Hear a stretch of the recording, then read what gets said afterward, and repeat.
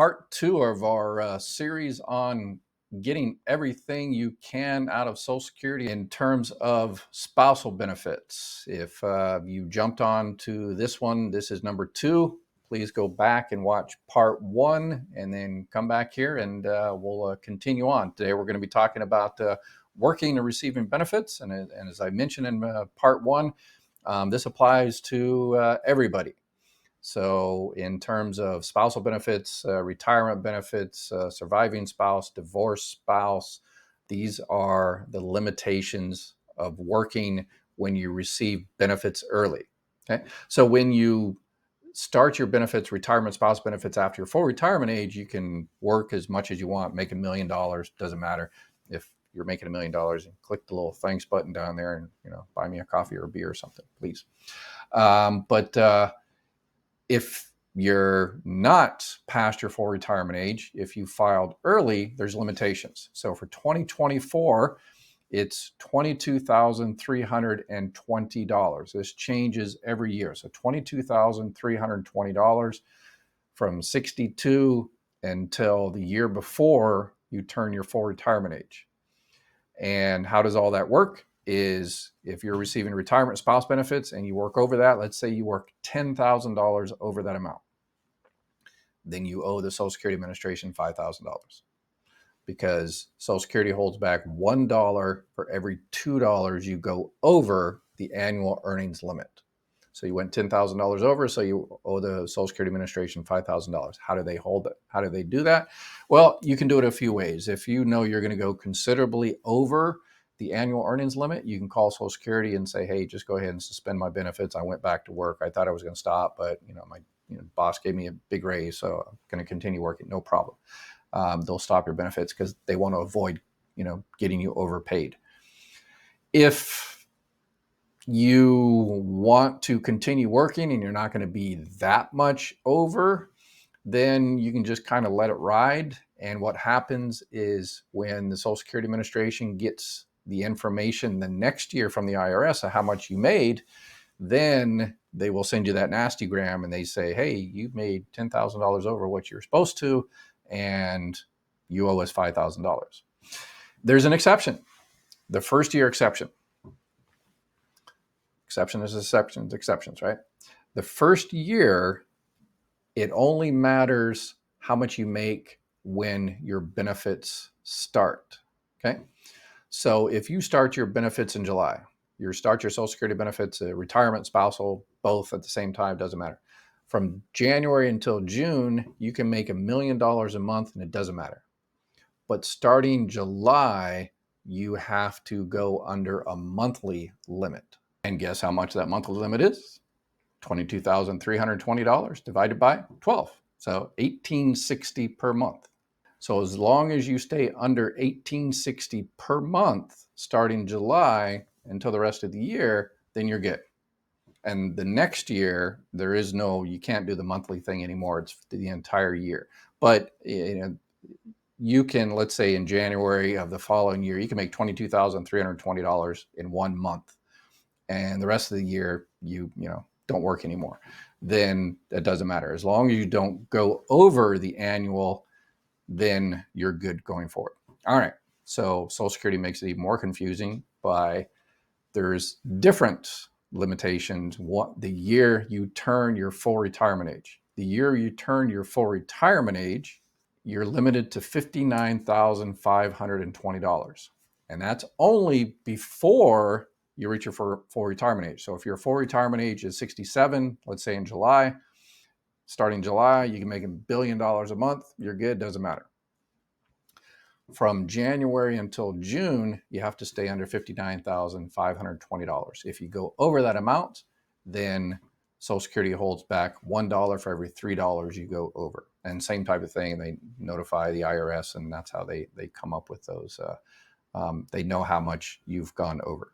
And here's another little insider trick and tip and secret is that the Social Security computer system on this is it's terrible. It's tough. I mean, it's particularly the first year.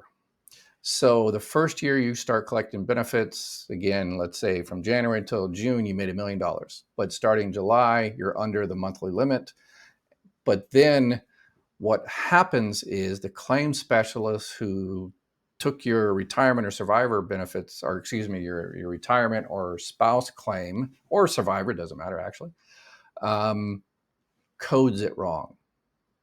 And they forget to put, there's places where you have to put X's that they're non-service months, but unfortunately, a lot of employees in my office never missed it because you code it wrong. What happens is the computer the following year will kick it out and said, hey, this person made, millions of dollars the previous year. And so you owe us millions of dollars because you earned too much. And then all you have to do is, you have to go back in there and correct that person's action. And you just go in there and say, yes, I told the person I made all that money before I started collecting my Social Security benefits. And you just have to provide them proof that you, in fact, did. So just kind of be prepared for that. All right, here's some common mistakes and frequently asked questions. The common mistake, one of is there's probably tens of thousands of people out there that are not receiving spouse benefits because they think they can't because of something written in a divorce decree. Again, divorce spouse benefits. What it is their previous spouse tried, to put something in a divorce where it says, you're not going to get you're not going to get the house or my 401k. You're not even getting my Social Security benefits. And pretty much that's Social Security doesn't care about that. That's a state issue. Social Security is an entitlement, a federal program. You're entitled to benefits on that person's record if you were married to them or 10 years or longer, right? So when you go in and prove your 10 years marriage, here's how it goes. Because again, I've done this, tens of thousands of times. You bring in the marriage certificate, and I'm going to talk about documentation and all that here in a little bit. But you bring in the marriage certificate, and then the claim specialist, the employee at Social Security, looks at the names. Here's the husband, here's the wife, here's when they were married. Okay, now let's see the divorce decree. Here's the husband, the wife's name, and when they were divorced. That's it. They don't look at the detail. Oh yeah, you don't get the car, you don't get the dog, you don't get my Social Security. They don't look at that at all.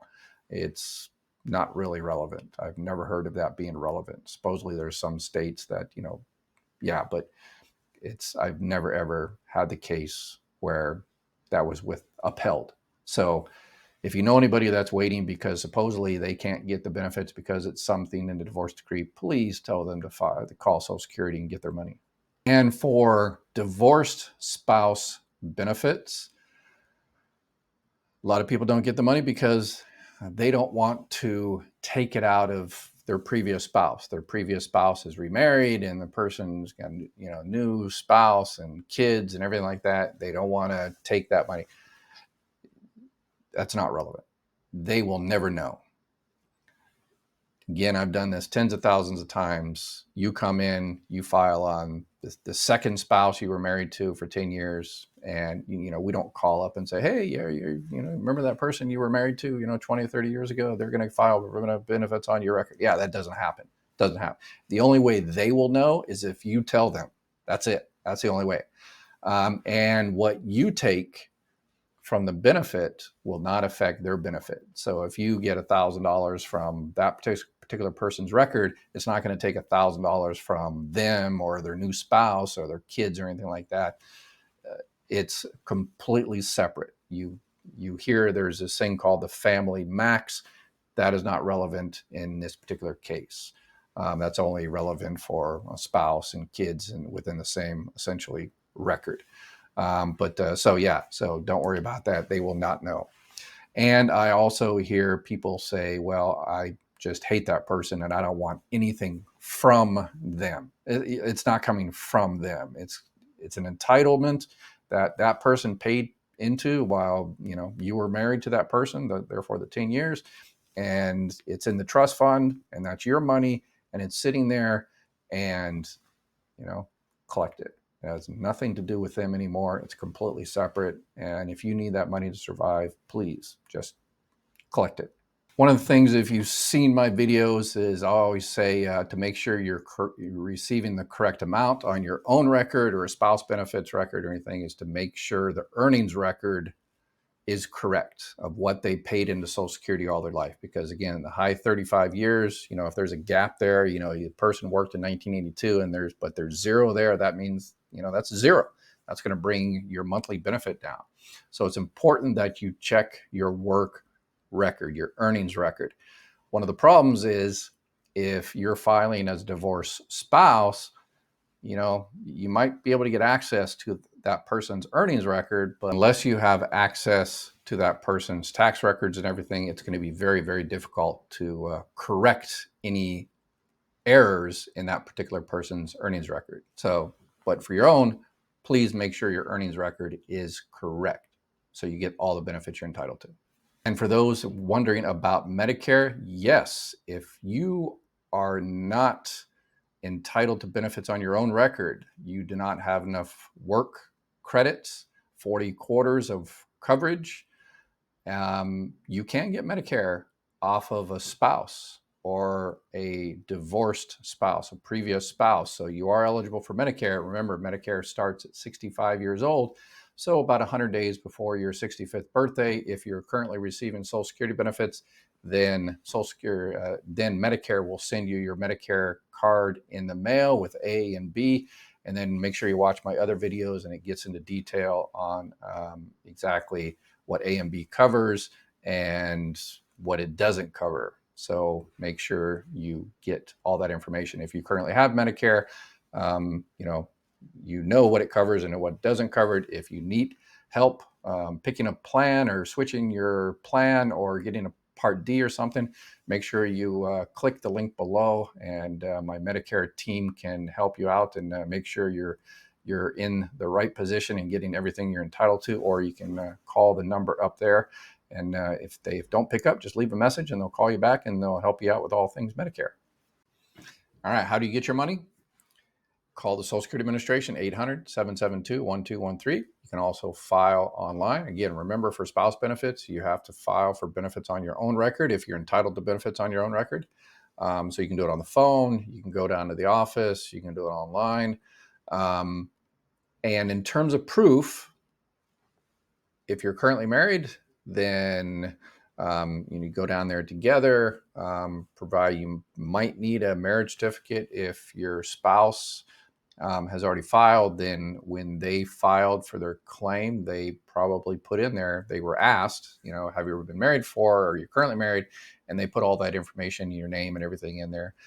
So that should be used as Social Security should be able to use that as proof.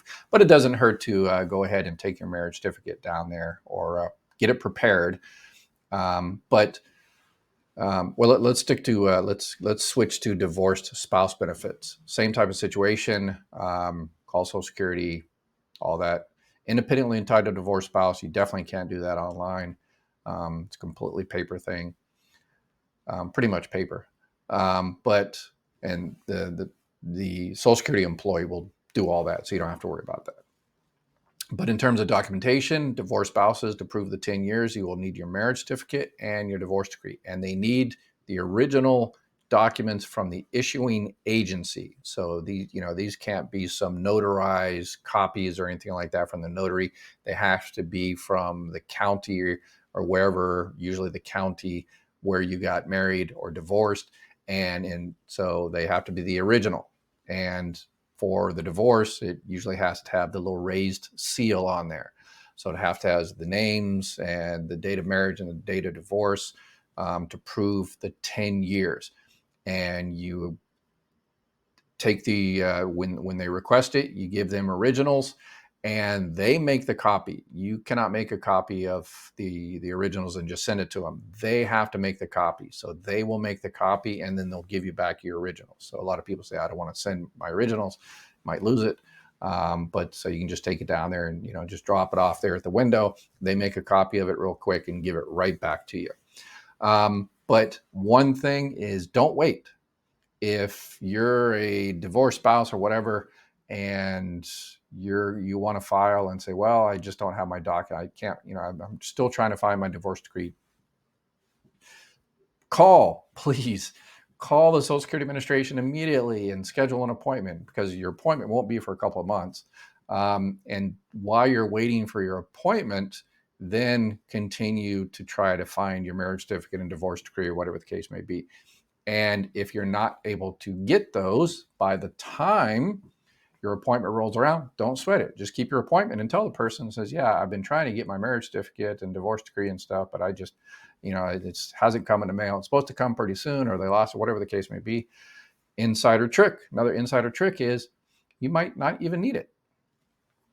Because again, when your prior spouse filed, they were asked if they were married or divorced, and they might have put that information down there, and they, under the penalty of perjury, and they might have said, yeah, I was married to this person in the 30s and we're married for 10 years. And the claims specialist at Social Security just might be able to use that as proof. So you might not even need a marriage certificate or a divorce decree at all.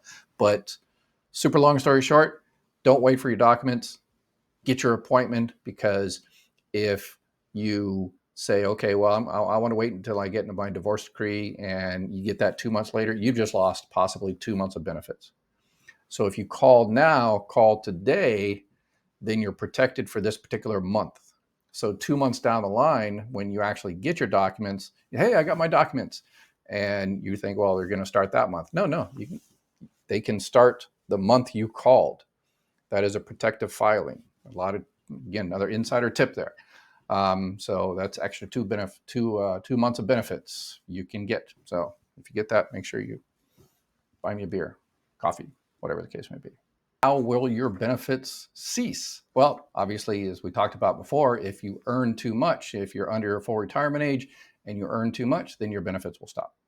Okay. If you're entitled to more money on your own record, so if you're a spouse and you work, and then all of a sudden your retirement becomes more than up to half of your spouse's, then you'll just be entitled to benefits on your own record. If you divorce that person, those benefits will stop, as we talked about, under certain circumstances, unless you're entitled as a 10-year marriage as a divorced spouse or anything like that, right? If the spouse dies and you were married to that person for at least 9 months, then your spouse benefits stops, but your surviving spouse benefits could conceivably continue.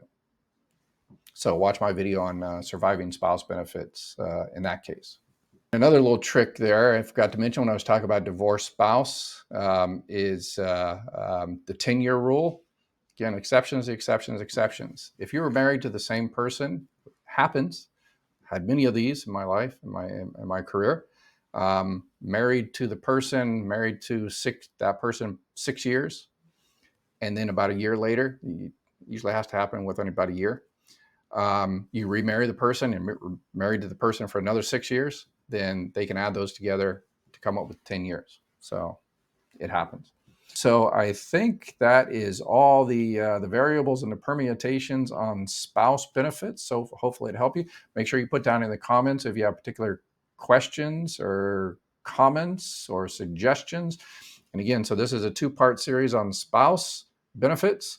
And based on your questions and comments, I just might tack another video on there to answer all of those. So we'll make this a one-stop authoritative source on all things spouse benefits. And make sure you subscribe and share and all that kind of good stuff so people get the information they need. Have a beautiful day.